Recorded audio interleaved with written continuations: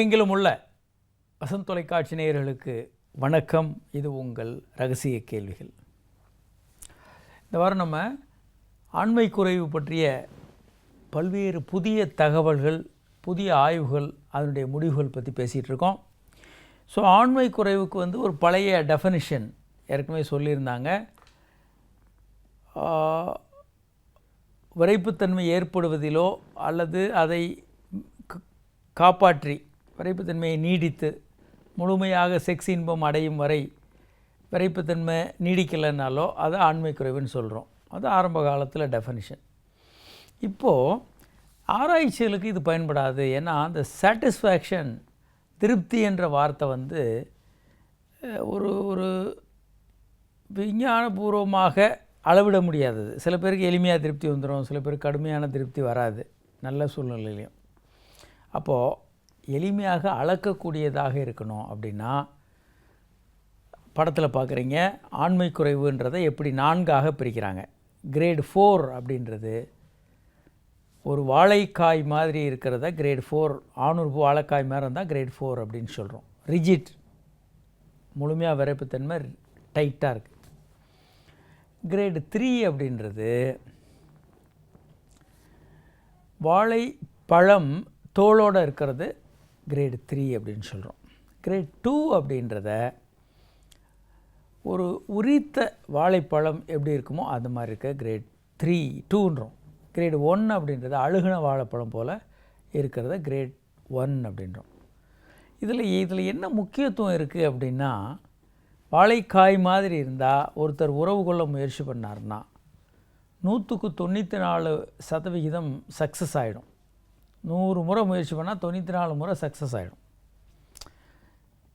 ஒரு தோலோடு கூடிய வாழைப்பழம் போல் இருந்தால் அதில் 100க்கு 80 முறை தான் சக்ஸஸ் ஆகும். அது மாதிரி கிரேடு 2, 1 அப்படியெல்லாம் உரித்த வாழைப்பழம் போல் இருந்ததுன்னா கிட்டத்தட்ட உறவில் முழுமையாக ஈடுபட முடியாது. ஸோ இதுதான் அதில் முக்கியம். ஸோ இதை மாதிரி நம்ம வகைப்படுத்தும் போது எளிமையாக அளவிட முடியும். விஞ்ஞான முறையான ஆராய்ச்சிகள் பல்வேறு ஒரு தனிநபர் கூட எளிமையாக ஆராய்ச்சி பண்ண முடியும். அவங்க என்ன கிரேடில் இருக்கிறாங்க, எவ்வளோ ஆண்மை குறைவு இருக்குதுன்னு கண்டுபிடிக்க முடியும். சரி, இப்போ ஆண்மை குறைவு வரும்போது எப்படியெல்லாம் ட்ரீட்மெண்ட் கொடுக்குறாங்க, எப்படி டெஸ்ட்டுகள் பண்ணுறாங்க. டெஸ்ட் பண்ண வேண்டியது ரொம்ப முக்கியம். நம்ம நண்பர்களுக்கு என்ன சொல்லிக்கிறோன்னா, இன்றைக்கும் ஆண்மை குறைவுன்னு ட்ரீட்மெண்ட்டுக்கு வர்றவங்க என்ன சொல்கிறாங்க, டாக்டர் எனக்கு ஒரு மாத்திரை கொடுங்க அப்படின்னு வராங்க. அது சரியல்ல. ஏன்னா ஆண்மை குறைவு இருதய நோயினுடைய ஒரு அறிகுறி என்ற முறையில் கடையில் போய் ஒரு மாத்திரை வாங்கி சாப்பிட்றதோ, மருத்துவர்கிட்ட கேட்டு ஒரு மாத்திரை வாங்கி சாப்பிட்றதோ சரியல்ல. ஆண்மை குறைவு உங்களுக்கு வந்தாலே இருதய நோய் இருக்கிறதாக எடுத்துக்கிட்டு ஒரு முழுமையான டெஸ்ட்டுகள் எடுத்துக்கொள்ள வேண்டும். அப்போது அவருக்கு எதிர்காலத்தில் இருதய நோய், ஹார்ட் அட்டாக் வராமல் தடுக்க முடியும். ஸோ என்ன மாதிரி பண்ணுவாங்க ஆண்மை குறைவு உள்ளவர்களுக்கு?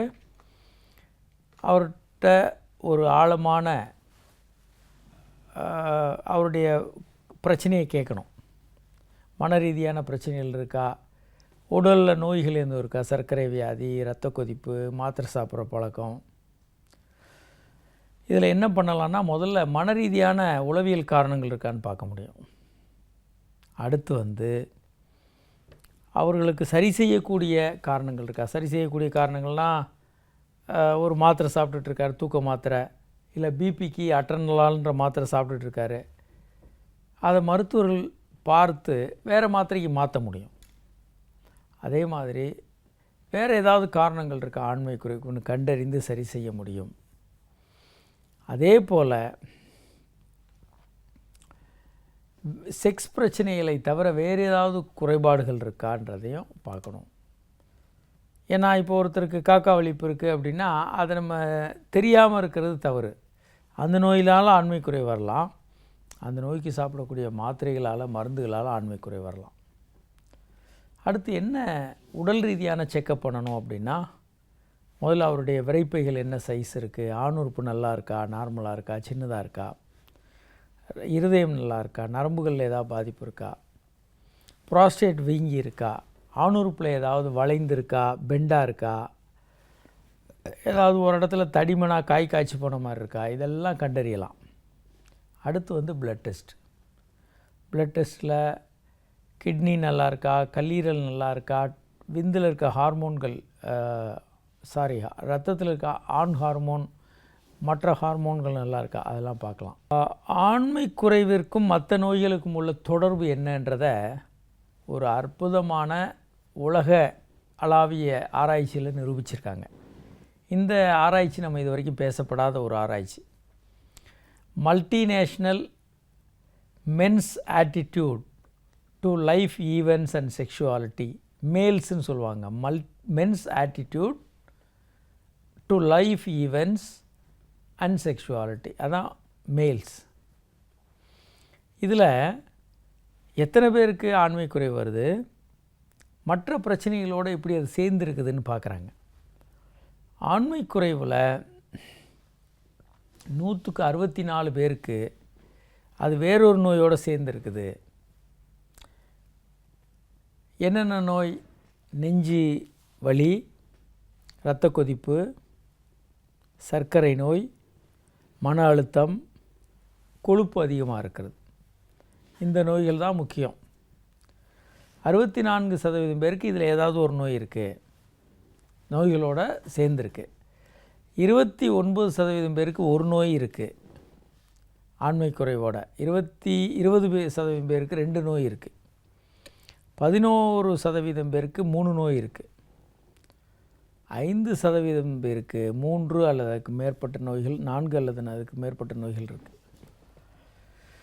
இப்போ இந்த படத்தை பார்க்குறீங்க. நம்ம பல நேரம் இந்த விஷயத்தை வாசகர்களுக்கு சொல்லியிருந்தாலும் கூட இந்த படம் ரொம்ப முக்கியமான ஒரு விஷயம். முதல்ல ஆணுறுப்பு, முதல் படம் ரெட்டில் இருக்க வட்டம் வந்து ஆணுறுப்பில் இருக்கக்கூடிய இரத்த நாளங்கள். ஆரம்பத்தில் பாதிக்கப்படாமல் இருக்கும்போது அது பெருசாக இருக்கும். பாதிக்கப்பட்டு இரத்த நாளங்கள் சுருங்கி ஏறும்போது உள்ளே இருக்கக்கூடிய ரத்தம் போகக்கூடிய பாதை ரொம்ப சின்னதாக இருக்கிறத பார்க்குறோம். 1லேருந்து 2 மில்லிமீட்டர் இருக்கும். அதனால் இரத்த நாளங்கள் சம்பந்தப்பட்ட நோய்கள் வரும்போது அது ஆணுறுப்பை தான் முதல்ல தாக்குது. அதோடு அது நிற்கிறதில்ல. கிட்டத்தட்ட ஒரு 4-5 வருடங்களாக ஹார்ட் அட்டாக் வர்றதுக்கான வாய்ப்பு இருக்குது. ஏன்னா 2வது பார்க்குறீங்க, இருதய நோய் இரத்த நாளங்கள் இப்படி இருக்கும், அது பாதிக்கப்படும் போது இந்த மாதிரி மாறுது, ஹார்ட் அட்டாக் வர்றதுக்கு வாய்ப்பு இருக்குது. கழுத்துலேருந்து போகக்கூடிய இரத்த நாளங்கள்னு பார்த்தா இந்த மாதிரி பெருசாக இருக்கும், 5லேருந்து 7 மில்லிமீட்டர். அது சுருங்கும்போது சின்னதாக மாறுது. காலுக்கு போகிற இரத்த நாளங்கள் 6லேருந்து 8 மில்லிமீட்டர் இருக்கும். அது இரத்த நாளங்கள் காலுக்கு போகிறது அடைபடும் போது அது குறையிறத பார்க்குறோம். கொஞ்சம் தூரம் நடந்த உடனே கால் வலிக்க ஆரம்பிச்சிடும் அவங்களுக்கு. இது சிகரெட் பிடிக்கிறவங்களுக்கு நிறைய வர்றதை பார்க்க முடியும்.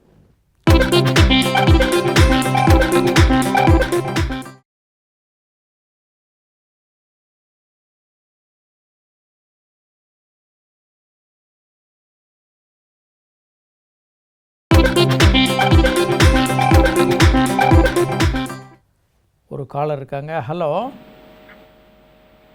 ஹலோ ஹலோ, வணக்கம் சார். வணக்கம். யார் எங்கேருந்து பேசுகிறீங்க? சார், ஈரோட்லேருந்து ரமேஷ் பேசுகிறேன். சொல்லுங்கள் ரமேஷ். சார், எனக்கு வந்து 24 வயசு ஆகுதுங்க சார். ஓகே. இந்த கைப்பழக்கம் 2 வருஷமா இருக்குதுங்க சார். ம். இந்த சிறுநீரக அறுவை சிகிச்சை டாக்டர்கிட்ட போய் காட்டினாங்க சார். இந்த மாதிரி கைப்பழக்கம் இருக்குது, பெருசாக இருந்துச்சு, சுருங்கி போச்சுன்னு சொன்னாங்க சார். ம். அது வந்து இதெல்லாம் ஒன்றும் பிரச்சனை இல்லைப்பா, இதெல்லாம் ஒன்றும் ஆகாது அப்படின்னு சொல்லி டேப்லெட் போட்டு கொடுத்தாங்க. சரியா போயிருப்பா, பிரச்சனை இல்லை அப்படின்னு அனுப்பிவிட்டாங்க சார். சரி. இதெல்லாம் உனக்கு எந்த தொந்தரவு பண்ணாது அப்படின்னு அனுப்பிவிட்டாங்க சார். சரி. கைப்பழக்கம் பண்ணுறதுக்கு கூட என் உறுப்பு வந்து 5 இன்ச்சு 6 இன்ச்சு இருந்துச்சு சார். இப்போ வந்து சின்ன 2 இன்ச்சாக தான் சார் இருக்குது. எதனாலும் சார் அப்படி ஆகுது? பொதுவாக இந்த மாதிரி ஆகிறது சுய இன்பத்தினால எதுவும் வராதுங்க, கவலைப்படாதீங்க. போலி மருத்துவர்கள் சொல்லி சொல்லி சொல்லி பெரும்பாலும் அவர்ல வந்து எந்த பாதிப்பு வராதுப்பா, கைப்பழக்கம் எல்லாரும் பண்ணுவாங்க, அதனால எந்த தப்பு இல்லை, குழந்தை பிறக்காத அந்த மாதிரி பாதிப்பு எதுவும் வராது அதெல்லாம் ஒன்றும் பிரச்சனை இல்லைப்பா, போப்பா அப்படின்னு சொல்லி அனுப்பிட்டாருங்க சார். ஆனால் எனக்கு மனசுக்கு ஒரு சந்தேகமா இருக்குதுங்க சார். இப்போ நான் கல்யாணம் பண்ண எனக்கு பொண்ணு பார்த்துருக்காங்க சார். கல்யாணம் பண்ண ஏதாவது தொந்தரவுங்களா அப்படிங்கிற மாதிரி ஏதாவது சந்தேகமா இருக்கு சார். குழந்தை பிறகு ஏதாவது சந்தேகம், குழந்தை பிறகு ஏதாவது தப்பு நடக்குமா, குழந்தை பார்த்து எல்லாம் போயிருமோன்னு ஒரு சந்தேகமா இருக்குதுங்க சார். டாக்டர் உங்களை சரியாக சொல்லியிருக்காங்க, சரியாக வழி நடத்தியிருக்காங்க. எந்த விதமான கவலையும் வச்சுக்காதீங்க. நீங்கள் வாட்டுக்கு அமைதியாக, அவர் சொன்னது உண்மை தான், நீங்கள் வாட்டுக்கு கல்யாணம் பண்ணுங்கள், எந்த பிரச்சனையும் வராது. பிரச்சனை வந்தால் ஒரு பாலியல் மருத்துவரை அணுகுங்க. இதை முற்றிலுமாக சரி செய்ய முடியும். சார் எதனாலங்க சார் அப்படி பெருசாக இருந்தால் கைப்பழக்கம் பெறணும், பெருசாக இருந்தால் சின்னதாகிடுமாங்க சார்? ஆகாது. உங்கள் பயத்தினாலையும் குற்ற உணர்வுனாலையும் அந்த மாதிரி உங்களுக்கு ஆகும். இல்லைங்க சார், எனக்கு மூடாக இருந்தால் நல்லா பெருசாக வந்துடுதுங்க சார். ஆனால் நார்மலான டைமில் பார்த்தீங்கன்னா, அதாவதுங்க ஆணுறுப்பு வந்து ஏதோ எப்போதும் ஒரே நிலைமையில் இருக்காதுங்க. இல்லைங்க சார், ஏன்னா நார்மலாக ஒரு 4 இன்ச்சு இந்த மாதிரி இருக்கலாமாங்க சார்? அதுக்கு இருக்கலாம். கூட அந்த மாதிரி இருந்துச்சுங்க சார். இந்த கை பழக்கம் ஆரம்பிக்கிறது கூட அந்த மாதிரி இருந்துச்சுங்க சார். பணம் நீங்கள் ஒன்று பண்ணுங்கள், மருத்துவரை நேர பாருங்கள். ஏன்னா உங்களுக்கு ஒரு நிறைய கவுன்சிலிங் வேணும், தேவைன்னா சில டெஸ்ட்டுகளும் பண்ணணும். பயப்படாதீங்க. நீங்கள் வந்து ரொம்ப மன அழுத்தத்தில் இருக்கீங்க. அதனால் திரும்ப திரும்ப என்ன சொன்னாலும் உங்களை திருப்திப்படுத்துறதுன்றது கஷ்டம். மருத்துவர்கள் தொடர்ச்சியான கவுன்சிலிங் உங்களுக்கு கொடுத்து தேவையான சிகிச்சைகளும் கொடுத்து உங்களுக்கு சரி பண்ணுவாங்க. நீங்கள் ரொம்ப மன அழுத்தத்துக்கு உள்ளாயிருக்கீங்கன்றது தான் இதில் உண்மை. நிறைய பேர் சுய இன்பம் என்பது ஒரு மிகப்பெரிய குற்றமாக எடுத்துக்கிட்டு மன அழுத்தத்துக்கு ஆளாவாங்க. அது ரொம்ப ரொம்ப இயல்பானது. இது சும்மா ஒரு பதில் சொல்லி இதை சரி பண்ணுறதுன்றது சாத்தியமல்ல. போலி மருத்துவர்கள் அவ்வளோ தூரம் மிரட்டி வச்சுருப்பாங்க. ஏராளமான தவறான தகவல்களை சொல்லி மிரட்டி வச்சுருப்பாங்க. அதனால் சுய இன்பம் என்பது ஒரு இயல்பான விஷயம், அதை பற்றி கவலைப்பட வேண்டாம். சரி, இப்போது ஆண்களுக்கு வரக்கூடிய ஆண்மை குறைவோடு சேர்ந்து வரக்கூடிய நோய்களை பார்ப்போங்க. ஒன்று வந்து சர்க்கரை. 46.5% சர்க்கரை நோயாளிகளுக்கு ஆண்மை குறைவு இருக்குது.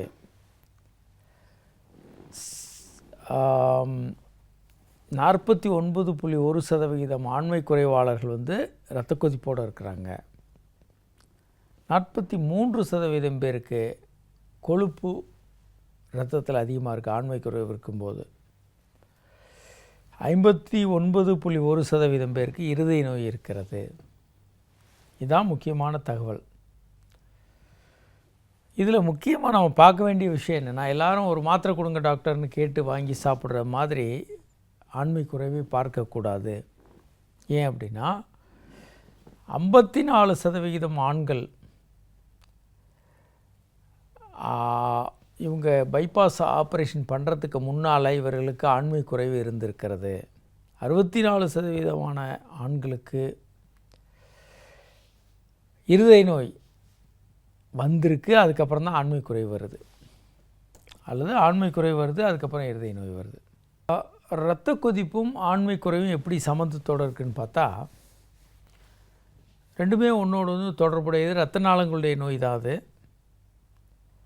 30% மேற்பட்ட இரத்த அழுத்தம் உள்ள நோயாளிகளுக்கு ஆண்மை குறைவு வருது. இரத்த நாளங்களில் இருக்கக்கூடிய எண்டோத்தீலியம் என்ற செல்கள் பாதிக்கப்பட்டு அது சரியாக வேலை செய்யலைன்னா ஆண்மை குறைவு வருது. ஆண்மை குறைவு ஒருத்தருக்கு வந்ததுன்னா அவருக்கு இரத்த கொதிப்பு வர வாய்ப்பு இருக்குது. ரெண்டுக்கும் அந்தளவுக்கு நெருக்கமான தொடர்பு இருக்குது. பிரின்ஸ்டான் கன்சென்சஸ், பிரின்ஸ்டான் என்ற ஒரு கான்ஃபரன்ஸில் வந்து இருதய நோய் உள்ளவர்களுக்கு எப்படி பாலியல் உறவுகளை வைத்து கொள்ளணும்னு பல்வேறு ஆய்வுகள் பண்ணியிருக்காங்க. 1999 முதல் மீட்டிங் இது நடந்தது. பிரின்ஸ்டான் 2 2004 நடந்தது. இதில் பல்வேறு புதிய விஷயங்களையும் கண்டறிந்து சேர்த்தாங்க. பிரின்ஸ்டான் 3 2010 நடந்தது. இருதய நோய் உள்ளவர்கள் ஆண்மை குறைவால் பாதிக்கப்படுறதுக்கான வாய்ப்பு பல மடங்கு அதிகம் அப்படின்னு இந்த கான்ஃபரன்ஸில் சொல்லியிருக்காங்க. அதே மாதிரி ஆண்மை குறைவு உள்ளவர்கள் வந்து முழுமையான சிகிச்சைகள் எடுத்துக்கொள்ளணும், முழுமையான டெஸ்ட்டுகள் எடுத்துக்கணும். அப்படி டெஸ்ட்டுகள் எடுத்தாங்கன்னா அவர்களுக்கு நாளைக்கு இருதய நோய் வர்றதை தடுக்க முடியும். ஸோ ஆண்மை குறைவு என்பது ஒரு இரத்த நாளங்களுடைய பிரச்சனை. அது தனிநபர் பிரச்சனையாக ஒரு மானக்கேடாக பார்க்க வேண்டியதில்லை.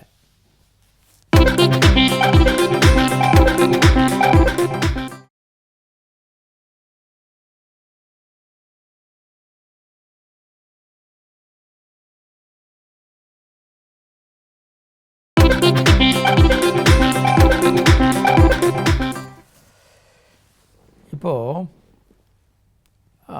செக்ஸ் பற்றி நம்ம கேள்வி கேட்கும்போது இருதய நோயோட ரிஸ்க்கை நம்ம அசஸ் பண்ணணும். இருதய நோயை எப்படி அசஸ் பண்ணுறது? குறைந்த அளவுக்கு தான் ஆபத்து இருக்குது அப்படின்னு நம்ம அசஸ் பண்ணோன்னா அது மன ரீதியான ஆண்மை குறைவாக இருக்க வாய்ப்பு இருக்குது. ஓரளவுக்கு இருதய நோய் வர வாய்ப்பு இருக்குன்னா ஆண்மை குறைவு ஓரளவுக்கு அதிகமாக இருக்குதுன்னு எடுத்துக்கலாம். ஆண்மை குறைவு ரொம்ப அதிகமாக இருந்ததுன்னா இருதய நோய் வருவதற்கான வாய்ப்பு மிக மிக அதிகம். இதுதான் அந்த ஆராய்ச்சியில் கண்டறிந்த முடிவு. இப்போது ஆண்மை குறைவு உள்ளவர்கள் என்ன செய்யணும், எப்படி ஒரு நோயாளியை பார்க்கணும் அப்படின்னு இந்த படத்தில் பார்க்குறீங்க. ஆண்மை குறைவு உள்ளவர்களுக்கு உடல் ரீதியான காரணங்கள்னு நம்ம பார்த்தோன்னா இருதய நோய் இருந்தால் ஆண்மை குறைவு சிகிச்சைக்கும் இருதய நோய் சிகிச்சைக்கும் மேலே அனுப்புங்க. பிரச்சனை இல்லைன்னா 40 வயதுக்கு மேலேன்னா ஒரு ஸ்ட்ரெஸ் டெஸ்ட் ட்ரெட்மில்லில் ஓட விட்டு இரத்த நாளங்கள் சுருங்குதான்னு பார்க்கணும்.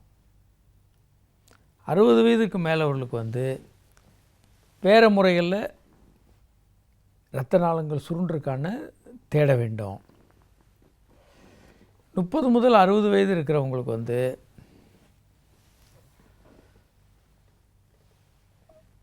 இரத்த நாளங்கள் அடைப்பு இருக்கான்னு பார்க்கணும். இரத்த நாளங்கள் அடைப்பு இருந்தால் அறுவை சிகிச்சை செய்து அந்த இரத்த நாளங்களை சரி பண்ணி அவரை மீட்டெடுப்பதற்கு உதவி பண்ணணும். ஆணுறுப்பு நம்ம உடலினுடைய ஒரு ஆரோக்கியத்தின் அடையாளம். இந்த ஆரோக்கியத்தினுடைய அடையாளத்தை மறுத்தளிக்கக்கூடிய விஷயங்கள் என்னென்னா சர்க்கரை நோய், இரத்த கொதிப்பு, குண்டாக இருக்கிறது, கொலஸ்ட்ரால் கொழுப்பு அதிகமாக இருக்கிறது. இதுதான் முக்கியமான ஆபத்தாக இருக்குது. சில மருந்துகள் பிரச்சனையை உண்டு பண்ணணும்னு நம்ம பார்த்தோம். Beta blogger, calcium channel blogger, பல்வேறு நோய்கள், கொலஸ்ட்ராலுக்கான மருந்துகள் எல்லாம் ஆண்மை குறைவை உண்டு பண்ணலாம். சரி, இப்போ ஒருத்தர் ஆண்மை குறைவுக்கு மாத்திரை சாப்பிட்றாரு, அவருக்கு ஹார்ட் அட்டாக் வருமா? ஏன்னா அந்த காலத்தில் நிறைய பேப்பரில் இந்த விஷயங்கள் வந்துக்கிட்டே இருந்தது. ஆண்மை குறைவு இருக்கிறவர் வயகரா சாப்பிட்டு ஹார்ட் அட்டாக் இறந்து போனான். அப்படி வர வாய்ப்பு இருக்கா அப்படின்னா அந்த வாய்ப்பு கிட்டத்தட்ட அறவே இல்லை. ஏன்னா ஆண்மை குறைவுக்கு பயன்படுத்தக்கூடிய எல்லா மாத்திரைகளும் இருதயம் அருகே உள்ள இரத்த ஓட்டத்தை அதிகமாக்குறதுக்கும் ஹார்ட் அட்டாக்கை தவிர்ப்பதற்கும் பெருமளவு உதவுகிறது என்பதுதான் உண்மை.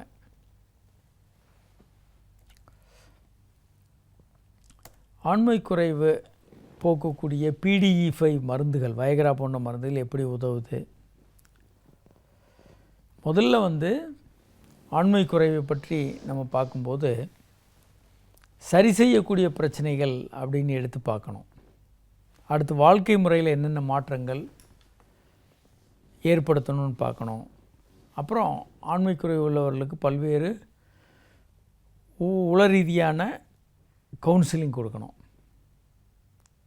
ஆண்மை குறைவு வந்தோடனே முதல் ஃபஸ்ட்டு லைனாக என்ன ட்ரீட்மெண்ட் கொடுக்குறாங்க? மாத்திரைகள் தான். பொதுவாக ஜெனரல் டாக்டர்ஸ் வந்து ஒரு மாத்திரை கொடுப்பாங்க. மாத்திரையை சாப்பிட்ட உடனே ஒரு 1 ஹவரில் விரைப்புத்தன்மை நல்லாயிருக்கும். அவங்க செக்ஸில் ஈடுபடலாம். 2வது லைன் ட்ரீட்மெண்ட் அப்படின்னா காற்றழுத்த சிகிச்சை, ஆணுறுப்பில் போடக்கூடிய இன்ஜெக்ஷன்ஸு, ஆணுறுப்பில் போடக்கூடிய ஆணுறுப்பில் வைக்கக்கூடிய ஒரு சின்ன அரிசி போன்ற ஒரு நுண் பருக்கையை வந்து ஆணுறுப்பு உள்ளே வச்சு மசாஜ் பண்ணோன்னா ப்ரோஸ்டாக்லாண்டின் என்ற கெமிக்கல் ரிலீஸ் ஆகி ஆண்மை குறைவு சரியாகும். 3வது லைனாகன்னு பார்த்தா ஆணுறுப்பில் வைக்கக்கூடிய கருவிகள், வெளியிருந்து பல கருவிகளை வைக்க முடியும். அந்த மாதிரி இன்றைக்கி ஆணுறுப்பில் சரி செய்ய முடியும். இந்த ப்ராஸ்தசிஸ் எப்படி இருக்குன்றதை நம்ம இங்கே பார்க்கலாம். இப்போது இந்த ப்ராஸ்தசிஸ் கருவியை ஆணுறுப்பில் வச்சுருக்கிறத பார்க்குறீங்க.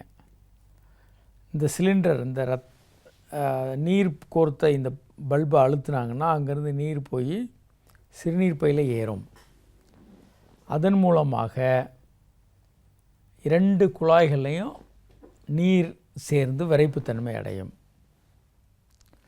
ஸோ இதுதான் இந்த திரவம் வைத்து ஆணுறுப்பை விரைப்படைய செய்யக்கூடிய முறை. திரவம் இல்லாமலும் பயன்படுத்த முடியும். அதே போல் ஆண்மை குறைவுக்கான நவீன சிகிச்சை முறைகள் அப்படின்னு எடுத்தால் நம்ம வந்து சில விஷயங்களை சேர்க்கணும். ஷாக்வேவ் தெரப்பி, வில்லிஸ் 8000 போன்ற கருவிகள் வந்து ஆண்மை குறைவை சமாளிக்கிறதுக்கு பெரிதும் உதவி செய்யக்கூடிய கருவிகளாகும். வயக்ரா போன்ற மாத்திரைகளை போட்டுட்டு சில நேரம் வேலை செய்யலைன்னு நிறைய பேர் வருவாங்க. இந்த படத்தில் பார்க்குறீங்க. வயக்ரா வந்து சாப்பிட்ட 45 நிமிடம்லேருந்து 1 மணி நேரத்தில் தான் நல்லா வேலை செய்யும். ஸோ வயக்ரா மாத்திரை போன்ற விஷயங்கள் எடுக்கும்போது மருத்துவர்களுடைய அறிவுரையை கவனமாக பின்பற்ற வேண்டும். ஒரு 4 மணி நேரம் வயிறை காலியாக வச்சுருக்கணும். அப்புறம் ஒரு மாத்திரை போடணும். ஒரு மாத்திரை போட்ட பிறகு ஒரு 45 நிமிடம் 1 மணி நேரம் கழித்து தாம்பத்திய உறவை ஆரம்பிக்க வேண்டும். இது ரொம்ப ரொம்ப ரொம்ப ஒரு முக்கியமான விஷயம். இந்த வயக்ரா போன்ற மாத்திரைகள் எப்படி வேலை செய்கிறது அப்படின்றது தான் முக்கியமாக நம்ம பார்க்கணும். சைக்ளிக் ஜிஎம்பி என்ற ஒரு கெமிக்கல் தான் இரத்த நாளங்களை விரிவுபடுத்துது. அப்போது நிறைய ரத்தம் வந்து ஆணுறுப்புக்குள்ளே பாய்ந்து ஆணுறுப்பை விரைவடைய செய்கிறது.